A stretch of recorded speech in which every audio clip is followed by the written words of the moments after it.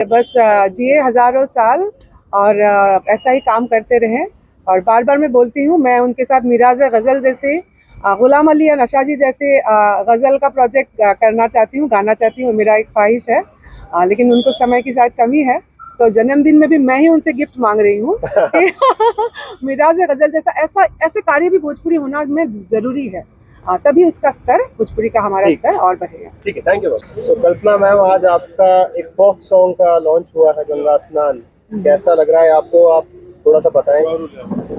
बहुत खुश हूँ मैं।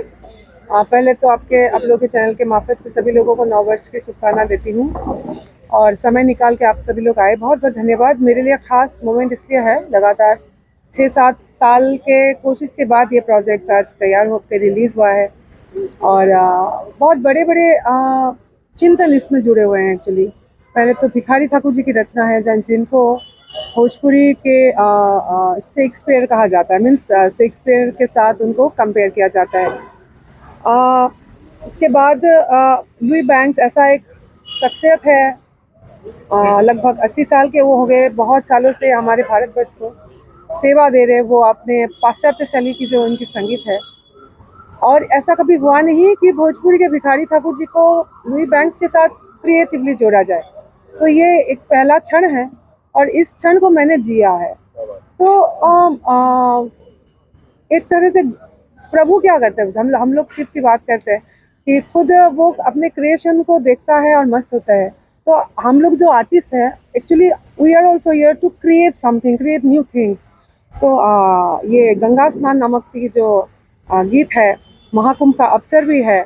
गंगा स्नान की जो महत्व है इस देश में, उसके बखान किया गया है इस गीत में, और इस तरह से हम लोगों ने शूट करने का भी प्रयास किया। ये मणिकर्णिका घाट पे आपने शूटिंग करी, उसका थोड़ा अनुभव बताइए मैम। मणिकर्णिका घाट का शूटिंग करने जब मैं पहुंची, तो मैं ज़ीरो हो गई। एक क्षण ऐसा आया कि मैं क्या चिंता करूं, नहीं करूं।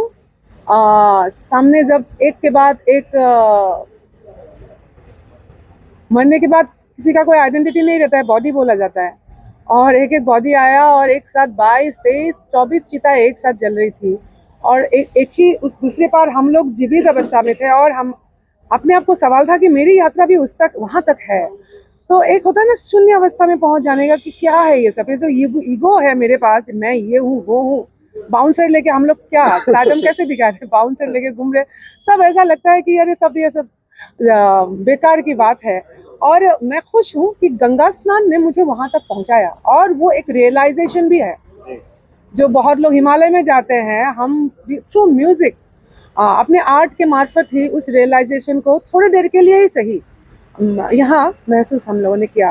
तो ये है मेरा भारत, और भारत महान है, और एक बार एहसास हुआ मणिकर्णिका घाट में।